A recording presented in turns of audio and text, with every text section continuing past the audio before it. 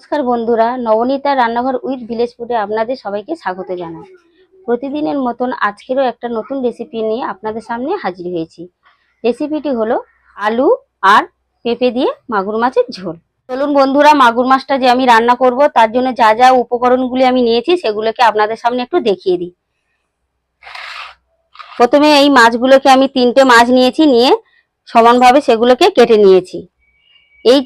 এই যে মাছটাকে আমরা যেভাবে ঝোল বানাবো তার জন্য নিয়েছি লম্বা করে আলু কেটে নিয়েছি, লম্বা করে পেঁপে কেটে নিয়েছি, আর নিয়েছি জিরে বাটা, আদা বাটা আর ধনে পাতা। এবারে বন্ধুরা আমি কড়াটা গ্যাসে বসিয়ে দেব, দিয়ে ততক্ষণে কড়াটা গরম হতে থাকবে। কড়াইয়ের মধ্যে আমি তেল দিয়ে দেবো, তেলটা গরম হতে থাকবে, ততক্ষণে আমি মাছটার নুন হলুদ মাখাবো।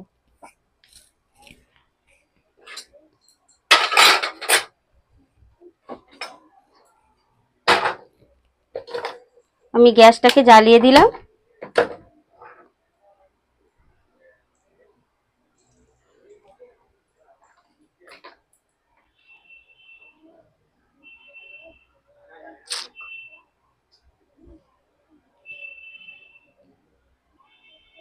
আমি কড়াতে দিয়ে দিচ্ছি সর্ষের তেল। এবারে আমার কড়াটা গরম হতে থাক, ততক্ষণে আমি মাছটাতে একটু নুন হলুদ দিয়ে মাখিয়ে নেব।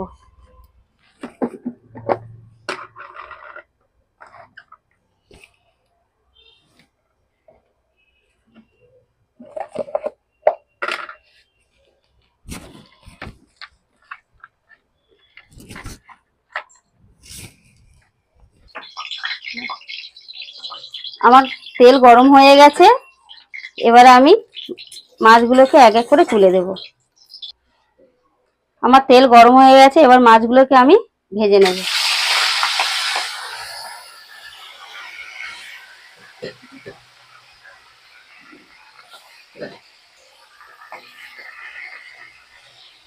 এই মাছ খুব তেল ঠিকরায়, তার জন্য কি করে অল্প করে একটু কাঁচা সর্ষের তেল মাছের গায়ে মিশিয়ে নিতে পারেন, তাহলে তেলটা ঠিকরাবে না। আমার একদিক ভাজা হয়ে গেছে, আর একদিক আমি ভেজে নেব।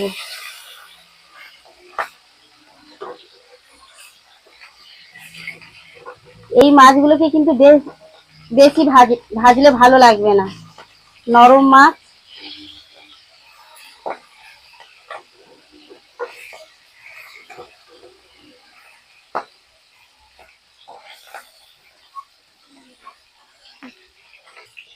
মাছগুলো আমার ভাজা হয়ে গেছে, এবার আমি তুলে নেব।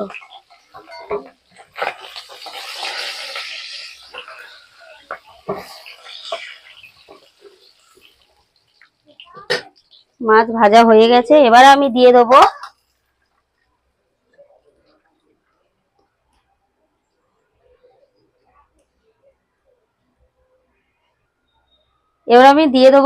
সাদা জিরে,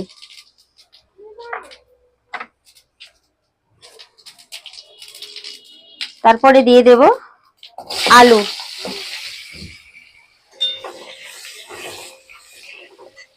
দিয়ে দেব পেঁপে। পেঁপে আর আলুটা আমি ভালো করে একটু ভেজে নেব। দিয়ে দেব লবণ,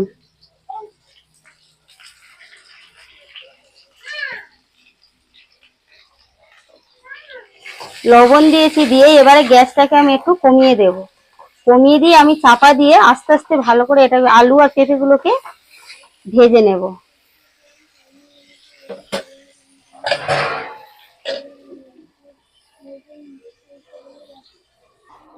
এবার আমি ঢাকাটা খুলে দেখব আলু পেঁপেটা কেমন ভাজা হয়েছে।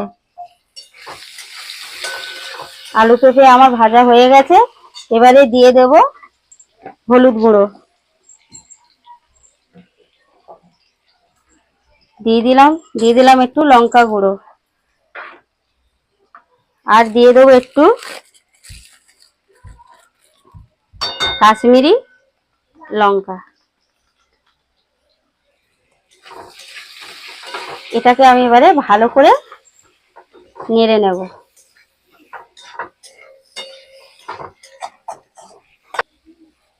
এবার আমার কষানো হয়ে গেছে, এবারে আমি দিয়ে দেবো জল, পরিমাণ মতো জল। যেহেতু আমার আলু আর পেঁপেটা হাফ সিদ্ধ হয়ে গেছে, আমি বেশি আর জল দেব না। এবারে আমি একটু চাপা দিয়ে দেবো। আমি ঢাকাটা খুলেছি। আমি কিন্তু কষানোর সময় আমি আদা বাটা দিইনি, আমার ঝোল ফুটে গেছে, হাফ ফুটেছে। এবার আমি আদা বাটাটা দিয়ে দেবো। আদা বাটাটা পরে দিলে তরকারির টেস্টটা অন্যরকম হয়। আবার আমি কিন্তু ঢাকা দিয়ে দিলাম, দিয়ে আঁচটা মিডিয়াম করে দেব। এবারে খুলে দেখব কেমন হয়েছে। আমার আলু আর পেঁপে সিদ্ধ হয়ে গেছে। এবারে আমি দিয়ে দেব মাছ।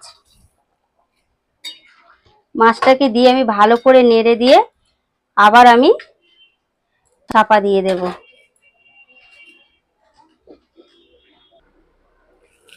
এবারে আমি ঢাকাটা খুলে দিলাম। এবারে দিয়ে দেব আমি জিরে বাটা। আমি জিরে বাটা দিয়ে দিলাম, আর আমি ঢাকা দেব না। এবার আমি নাড়িয়ে, এইভাবে নাড়িয়ে দিলাম।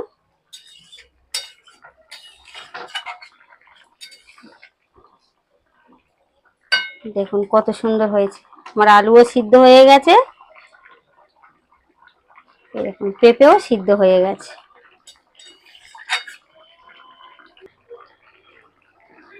এবারে আমি দিয়ে দেব ধনেপাতা কুচি।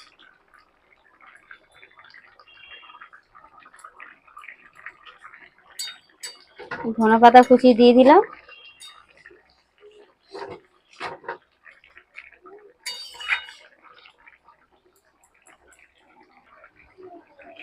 আমার তরকারি হয়ে গেছে, এবার আমি নামিয়ে নেব।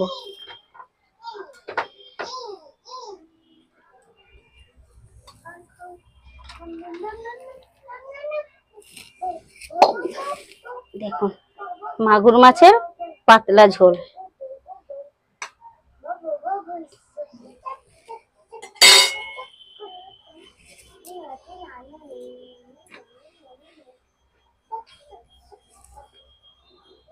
চলুন বন্ধুরা, আমার মাগুর মাছের পাতলা ঝোল রেডি। এবার আমরা খেয়ে দেখবো কেমন হয়েছে।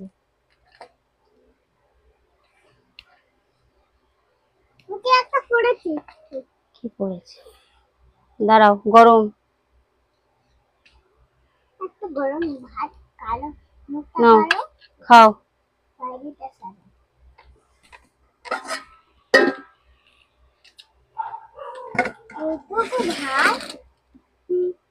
খাও খাও খাও, আর একটু ভাত দাও। খাও খাও দিচ্ছি। কেমন হয়েছে? ভাইয়ের গালে দাও, ভাইয়ের গালে দাও। খাও, আগে খেয়ে দেখো। গরম আছে। দেখুন মাছটাও কত সুন্দর সিদ্ধ হয়ে গেছে।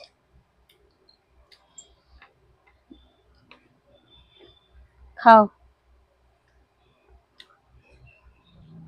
ভালো লেগেছে? দারুণ হয়েছে, ফাটাফাটি হয়েছে। একটু বলো কেমন হয়েছে। মাগুর মাছটাও খেতে দারুণ, টেস্টি টেস্টি হয়েছে। ফাটাফাটি হয়েছে, টেস্টি হয়েছে। পাতলা মাছ ঝোল। এই মাছ খেলে গায়ে রক্ত হবে, গায়ে রক্ত হবে। এই মাছের ঝোল খেলে গায়ে রক্ত হয়। রেসিপিটা আপনাদের ভালো লেগেছে, আর আপনারাও বাড়িতে এইভাবে বানিয়ে খাবেন। পাতলা মাগুর মাছের ঝোল পেঁপে আলু দিয়ে, দেখবেন খুব ভালো লাগবে। যারা আমার চ্যানেলে নতুন তারা চ্যানেলটিকে সাবস্ক্রাইব করবেন, আর যারা ফেসবুক থেকে দেখছেন তারা পেজটিকে ফলো করবেন। আরও নিত্য নতুন ভিডিও যাতে আপনাদের সামনে আমি দেখাতে পারি, তার জন্য আমার পাশে থাকবেন।